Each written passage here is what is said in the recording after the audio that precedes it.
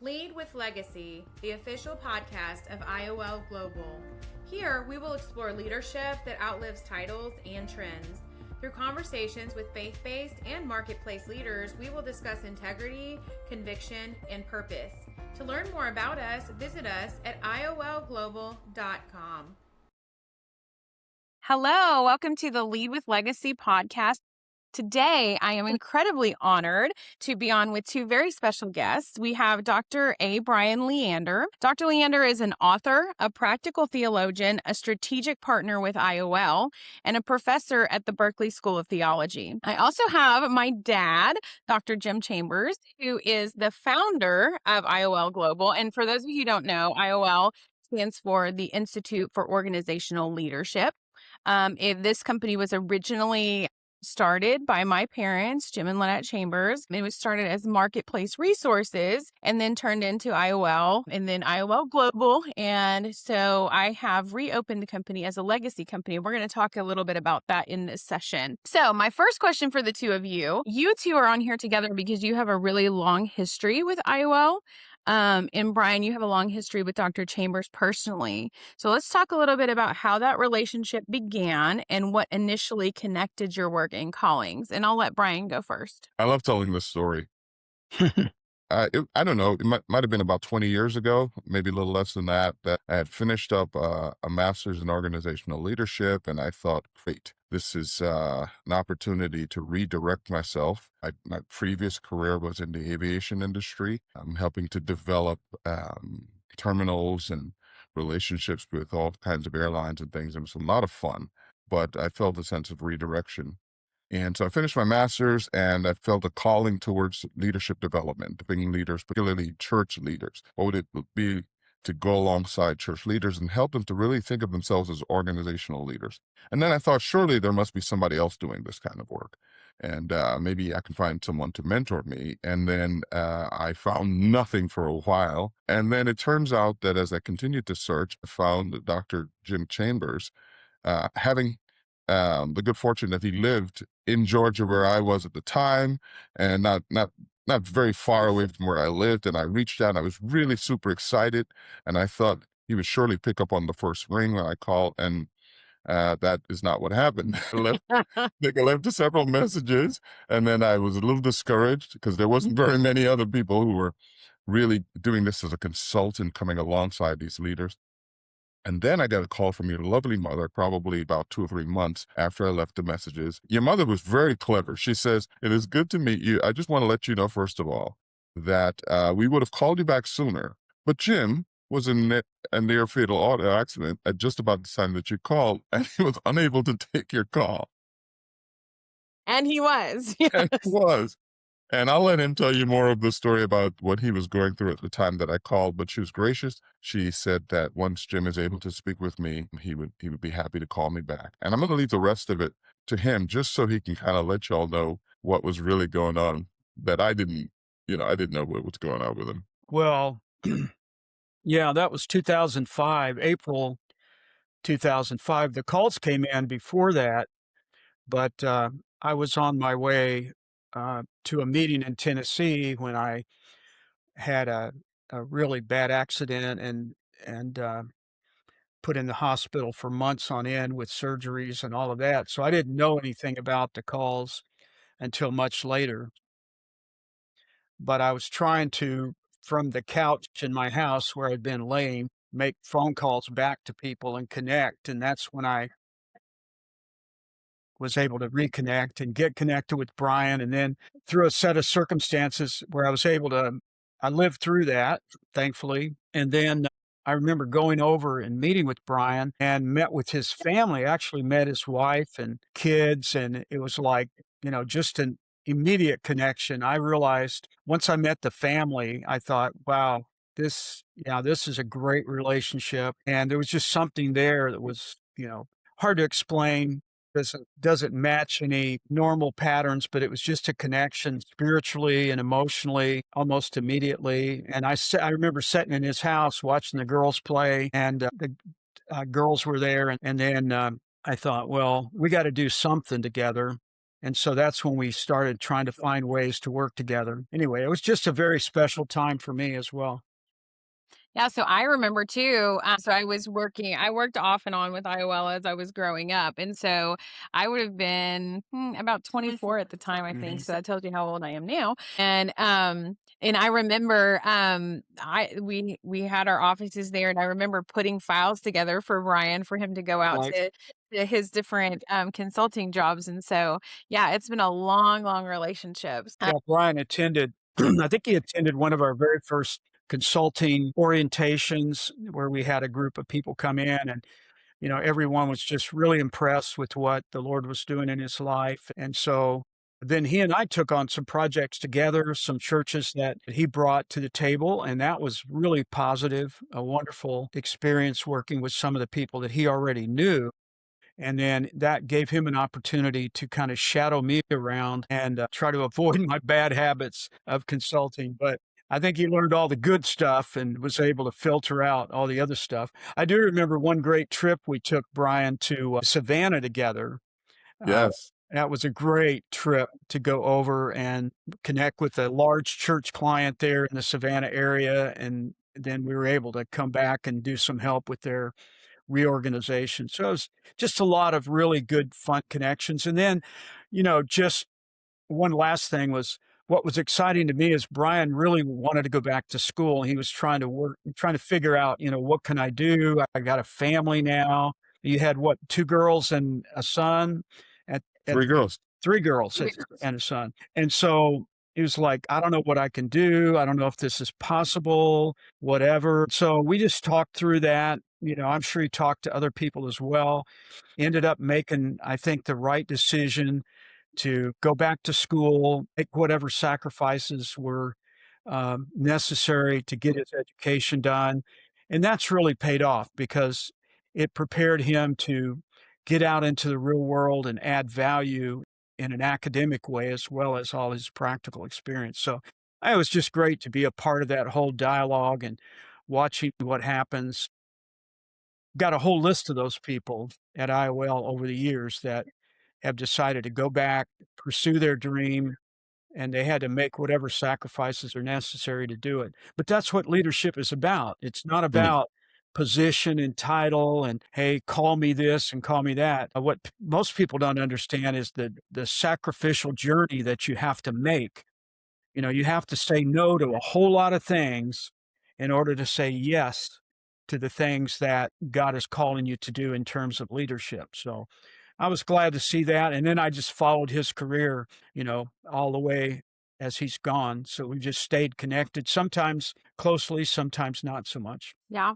And we're going to get to have another podcast with the two of you, and one of your former clients from one of the churches that you worked with a long time ago reached out and asked if we could do a podcast. So that's pretty fun, actually. So we're going to talk a little bit about what worked and what didn't work during that time, and how you kind of adjusted from there. So real quick, you're both doctors, and not medicine doctors. And so tell us really quickly what kind of doctoral degree you each have. So I went back to school after getting a master's in organizational leadership, and I went back to school and got a PhD in organizational leadership from Eastern University. Which makes the next question I'm going to ask after this one really, really interesting as well. Dr. Chambers, how about you? Yeah. So mine was, I finished seminary. I did a couple of degrees in seminary language and literature. And then I just felt like, well, I went down to Emory to go to school in a PhD program in Atlanta, and I just didn't fit into that program. And so I ended up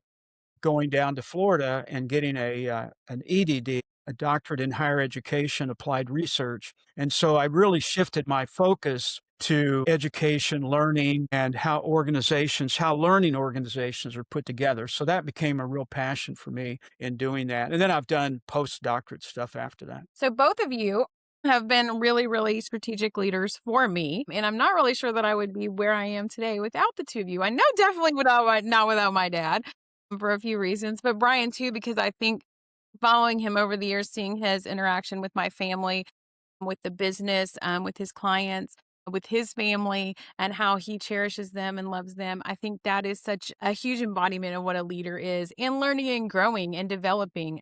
So that brings me to this question, Brian. We are now, IOL and you, our team, are now serving in the strategic partnership together. And so let's talk about what made that feel aligned for you, how you reached out, why you reached out, and how we kind of got to this point where we are now. So as Jim said, he and I have had periods over the last 20 years now where we would speak more regularly, and then periods where we would go maybe 1 or 2 years and not connect at all. But the connection is always live. And the proof of that was that when I had my first book in manuscript, I had already gotten a contract, but I sent the proof off to Jim.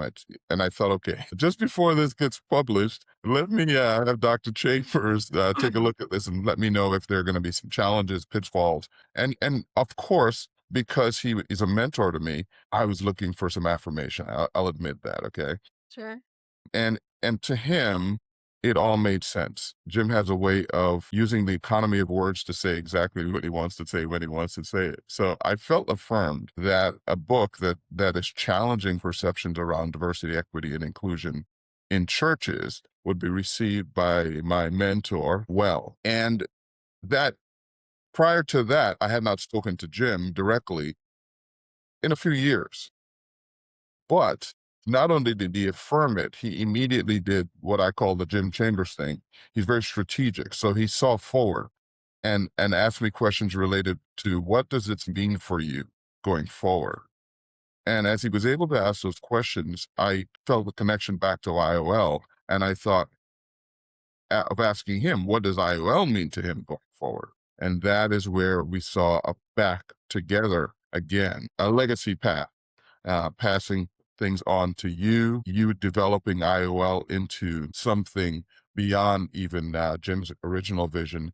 And it aligned with what I wanted to do professionally going forward in terms of becoming a voice as well as a strategic planning consultant, but a voice around leadership development for churches in this time and the time going forward. Yeah, I think it's good to it's good to go back and reflect a little bit. So the original vision of IOL was I was serving at Mount Perrin Church in Atlanta at the time as one of the pastors there, and mostly doing teaching, education, leadership, development in some areas. And when I was exiting from there, my real heart was, and I had a lot of clients before I left, helping them with the organization, the way churches were organized, the long-term planning, and so on. So the original goal of IOL was simply to be a helping agent. That's really all it was just to be help, to help churches, to help.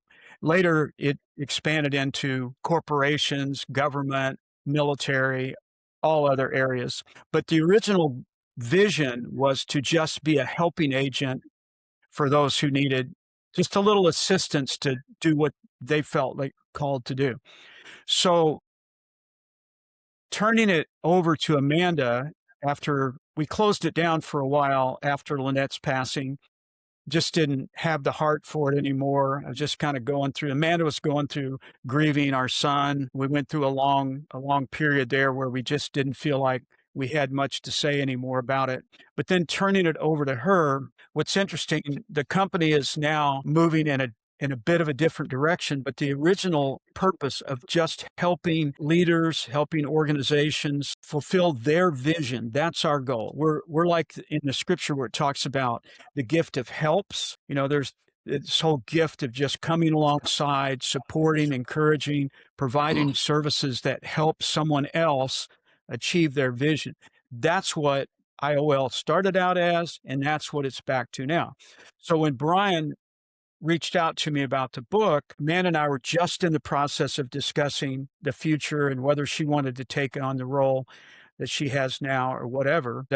So Brian was an absolute immediate connection. There's a couple of other people that we'll have on the podcast that fall into the same category, but Brian was on my front burner because of his book and what I saw the potential there, which really excited me. I mean, it just, it couldn't be a better timing. Churches need to wrestle with this. So that kind of gives you a little background perspective on. We started out, excuse me, as a helping organization. That's our vision. That's our goal. Our original mission statement was to improve the organizational effectiveness of our clients. That's all.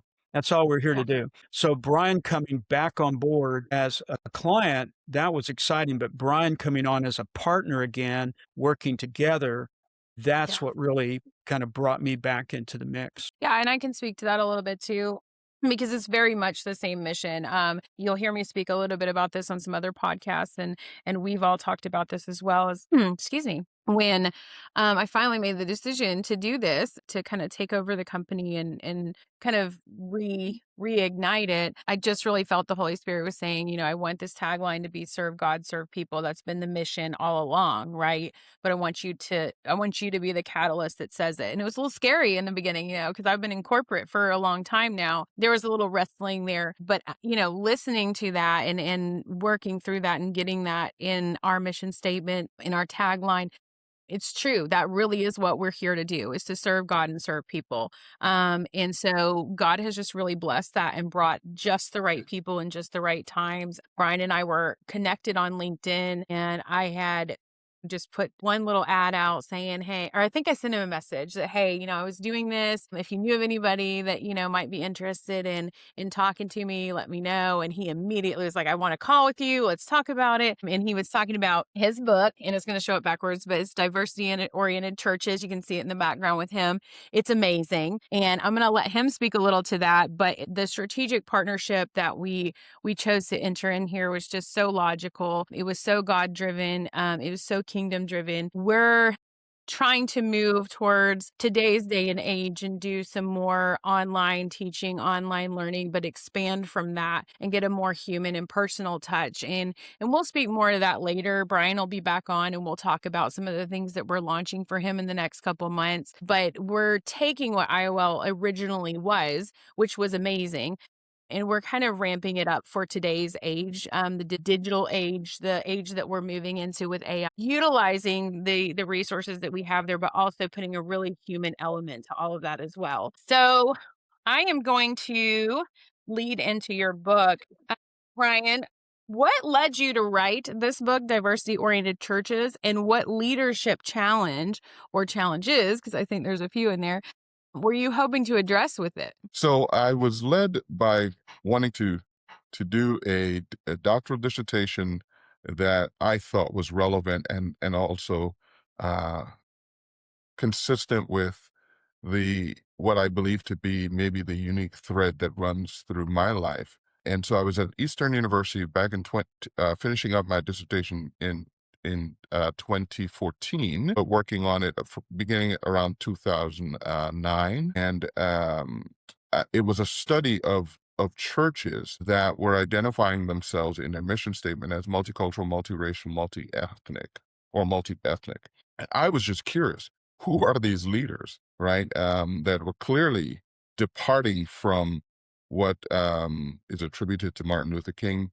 the saying that Sunday morning being the most segregated hour of the week. Something was happening within these churches that was attracting, retaining, developing people who were all kinds of diversity, not only visible diversity, but also invisible diversity, right? So I wanted to know who these were, what's motivating them, and what was sustaining them, both spiritually and organizationally as well. So that's what the dissertation became, a study of these churches. And then I was done in 2014. It was the first mixed method dissertation that was allowed in the program, and that was really, really helpful. But it left me with questions that needed to be further answered beyond the doctoral dissertation. In 2014, all the way to 2024, I was doing field research. I was not only embedded in diversity-oriented churches, I'd grown a network of leaders now relationally who were giving me even more insight into their leadership challenges and successes, as it were.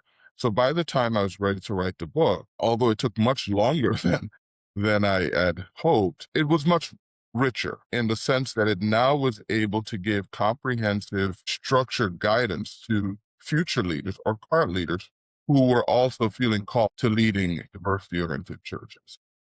Yeah.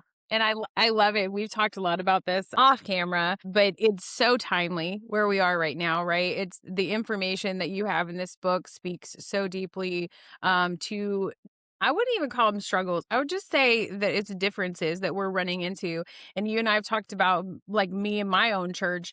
We're going through some of this stuff right now, and I've gotten an opportunity to have some conversations with people about these same things because there's some shifts and some changes, good shifts and changes. But how do we navigate them? How do we go through them?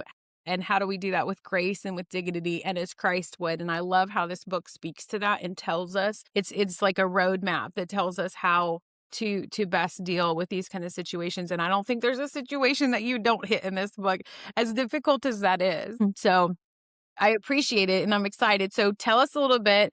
You and Dr. Chambers can speak to, what are we doing with this book now? Where are we at with it? Well, I'll say this so that folks can understand the genesis of the book theologically. One of the first things I observed from these pastors I was leading is that they were motivated by something in the scriptures. And they all, as I interviewed them, they were motivated by the same thing. They were motivated by their interpretation of Paul's use of the term reconciliation. Yes. And so they had a theological grounding for how they behaved as leaders. And I know Jim can speak to that, and I'd love for him to talk about that, right? So they weren't just practicing leader as pastor. It took them beyond the title and the role. They were practicing leadership now in an even more apostolic prophetic way, because they were trying to bring life to something that they believed was a mandate, right? And so that's what I learned. And the book then begins with that, begins with the spirit of reconciliation. And it says, okay, here's what reconciliation can look like in practice in a way that includes all kinds of people, in the same spirit of go into the world and make disciples of all nations and baptizing them, as we saw in the book of Acts, right? Within the DNA of the church was a seed planted within one people group, the Jewish people group, but immediately look at how that seed spread. And I think over the course of 2,000 years, we've lost perspective around what church growth is in a global, inclusive, everyone, all the world looks like. So every time you hit a threshold, it will look like, oh, there are some people who are not necessarily as included. It causes some disruption. And I think we're at a threshold again in our time that God is calling us into inclusion of all kinds of people, visible diversity, invisible diversity, socioeconomic diversity. Sexual orientation is a big, hard wall that people are really wrestling to get over, and some people are not wrestling to get over that. And so the book challenges them to construct that wall in the spirit of going to all the world and making disciples. It does. And you and I talked about that too. I was like, this is deep stuff, but it's so good because it talks to the heart of what Christ is teaching us to do, right? And what the apostles were teaching us to do, to be kind, to be generous, to reconcile with everybody. It's not just the people that you want to reconcile with. It's just like, oh, we're friends, we can be good, but this person over here. No, that's not really the option. And it speaks to, like, if I don't like the way that person's living, it gives you, again, a roadmap on how to deal with that. How do we navigate that within the church? How do you help other people navigate that within the church? Because they might not be very good at it. And we have to navigate multiple levels, right? To get people to see and understand. So Yeah. we won't give all the secrets of the book, but we'll let Dr. Chambers speak a little bit as well. One of the things you touch on in the book, which is pretty interesting from my perspective, is the cultural intelligence as a leadership responsibility. If you look at Acts, we don't have to do a Bible lesson here, but if you go back to Acts and following the birth of the church, as it starts, as you mentioned, to branch out beyond Jerusalem, beyond just Jews, into the Gentile world, the issues that come up aren't necessarily heavy theology in Paul's epistles. What they are cultural differences that run amok. So we don't have to, we maybe on another podcast, we can have that discussion, Brian. I know we've had it before, you and I, but the very first issue that happens in the early church is organizational, not theological. The way it was organized wasn't working for the people that needed to be served. So they had to fix the organizational issue. That throws people off. When I used to do a lot more a lot more speaking at seminaries and Bible colleges and things like that, people would get a little upset at me because they want to talk about theological problems in the early church. And I'm like, no, it was feeding people. That was a problem. And underlying the organizational problem was the cultural differences in what was happening. You had male and female. In the Jewish culture, you had the differences of Gentiles and Jews, et cetera, et cetera. So anyway, without going into the weeds, so the issue was organizational. Underlying that was this massive cultural issue that had been dividing people. We sometimes think that in modern America that we have a lot of division, which we do. And that's why I fully support this book. How we got here is a mess. And yet when you study ancient history, which has been a part of my life for so many years, this has always been an issue. It's always been around. And it comes down to simply whether it's male and female struggles, whether it's black and white, brown and yellow, green, whatever, aliens from outer space. Anything that doesn't look like the people in charge becomes an issue. And so in our modern culture, we're wrestling with some of the same kinds of things. And cultural intelligence is probably one of I think, the key factors in this discussion in this book. I'm going to back up just a minute. So I grew up in a multicultural neighborhood, but we were all poor. We were all poor. We all lived in a housing project. We all went to inner city school. We all rode the bus, the city bus. We didn't have busing, but we were, my best friends were black, brown, yellow, whatever. We all lived together. We stayed all night with each other. We ate dinner. We ate breakfast. We hung out with each other. And until the civil rights movement then really began to take place. And I remember around 1967, 68, watching buildings burn, watching people rioting in the streets and so on. And I remember one of my closest friends, Larry Beal, who was an African-American young man. I had stayed at his house. He stayed at my house. We hung out with all our friends together. I remember him looking at me, and he just had tears in his eyes. We grew up together, and he said, "I guess, do we have to hate each other now? Is that what we have to do? Is this what this is coming to, that we're going to hate each other? We're basically wearing each other's clothes, hanging out together at school, going to gym class, playing music, doing all these things together. And then all of a sudden, the world is saying that, because you're one color and you're another color, we didn't have those issues around where we lived. I think it's primarily because we were all poor. Poverty doesn't discriminate, right? But where I'm going with that is we had to work that out in our neighborhood. We had to go through that. It was a good thing because even though we didn't experience some of the discrimination and challenges that was going on in the other parts of the country, we were kind of a little microcosm of ourselves. We were able to deal with that, and we had to deal with it. My entire high school experience was going to class with National Guard people standing in the hallways. It was crazy, my last 2 years. But I think those cultural differences, when they bleed over into the church, and that's why we were so segregated as a society. And now, not just now, but it's been coming for a while. There's been a wave for some time of cultural diversity within churches. And people have been trying different methodologies, different models out there. I could point to a number that I've been involved in and looked at. But now, where we are right now, I think Brian's book and the discussions that it brings about, if it does nothing else, it brings us back to the table to have an honest and open discussion about issues that need to be dealt with. And how do we lead forward? How do we lead forward now in this new environment, not only with ethnic cultures, but, the whole sexuality issues and the woke environment and all of that? We can't just close our eyes to that. We can't just say, well, we're not going to deal with it and go back to what's comfortable. It's uncomfortable. That's why I bring up the issue of what happened in our community. The civil rights movement disrupted everything in our community. It was painful. I lost my scholarship to the university because of it. It was a painful time for a lot of people, but we got through it and we're better for it. And it leveled the playing ground, as it should in many respects. It still goes on.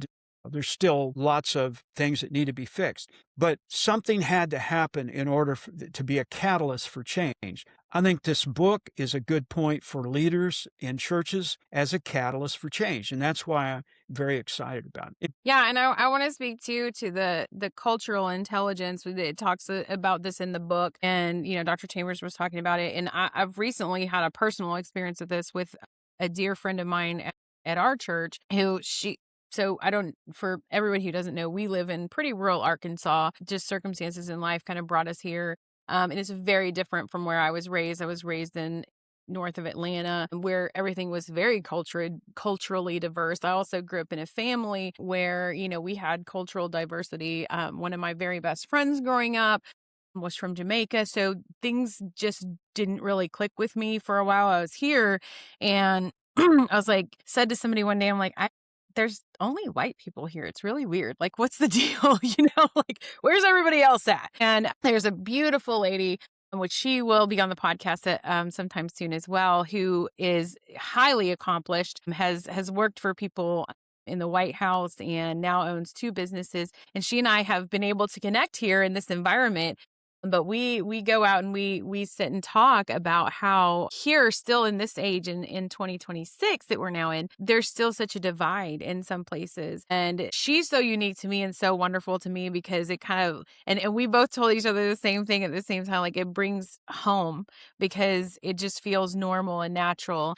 And that's as it should be, right? Together in these conversations at church, at home, at work. We shouldn't have those divides between color. We shouldn't have them between class. We shouldn't have them between male and female, between the issues that we face with sexual orientation. Because your opinions aren't the same as mine doesn't mean that we can't sit and have really good conversations. Because you don't look the same as me doesn't mean we can't have really good conversations. And so that is one of the things that I really love about this book. We are currently working on some courses for this book, which is really exciting. We are diligently working on this. Sloan, who is a part of our team as well, she couldn't be here today, but she is learning the process of instructional design, and we're working really hard to make some really phenomenal courses that Dr. Leander is going to record about these topics. And so we'll have some more discussions in the future about those courses in the book and what's going to come after that, because we have a lot of exciting stuff coming. Yeah, let me weigh in for a second about the courses, because when I saw what we were doing and bringing Brian in, letting him record some courses on this, it took me back to the beginning because of my background growing up in a highly diverse community. And then was a pastor for a while in diverse neighborhoods. And then as a college professor, you're interacting with all kinds of people from all over the place. And so for me, it just was kind of, this is normal life, the way the world is, there's different kind of people and we all interact. But for a lot of leaders that I began to interact with when IOL began, there was nothing for them. There was a book that was written up in Wheaton by a white guy and a black guy wrote a book. I think one of them's name, Brian, was Washington, is one of the guys' name. And they wrote a book. They did an experiment where they were co-pastoring a church or something. And it was fascinating. It was the first time I'd ever even read anything where anybody talked about this at all. And I remember reading that. I still have the book. And I read it several times, and I just trying to understand how could we get that information out there to help people who don't have a background in diversity. So when I saw that we're doing these courses, I was really excited because as a leader coming up, I had nothing to go on. Nothing. You might talk about it over coffee at a conference, or there might be some discussion at a meeting or something among pastors, but there's nothing formally available. So Brian doing this work both at Berkeley and online, it's going to be I think a pretty significant resource for pastors going forward. Yeah, I agree. We're really, really excited and truly honored to be able to do the work with you because I think it's pretty groundbreaking and timely.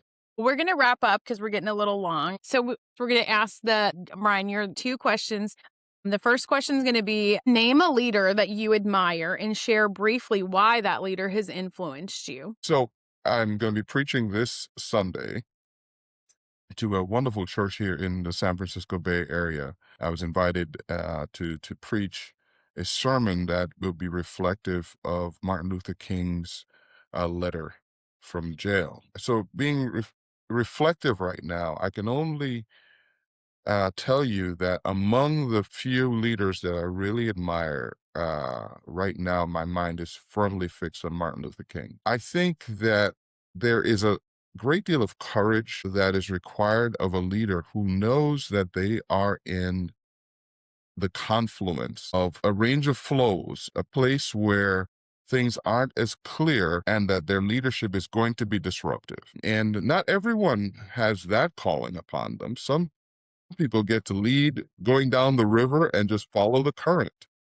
And then there's some people who lead at the point where the river meets another river meets the ocean, where direction isn't as clear. But what is clear is depth of the water, danger that is in that space of confluence. And let me just say this. I think when I first was about to launch the book, I sent out a note to some friends on LinkedIn. I said, "Is this a good time to write a book on DEI?"